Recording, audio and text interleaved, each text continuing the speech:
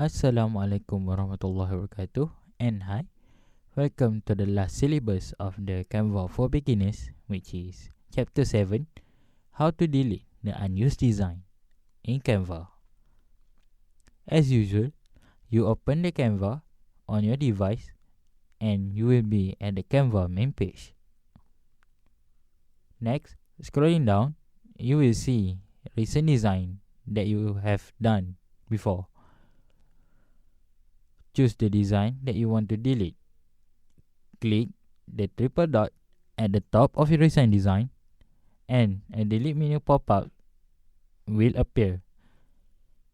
Click delete to delete your unused design. Make sure that you choose the right design to delete. As you can see, the design is fully deleted by Canva after you click the delete button.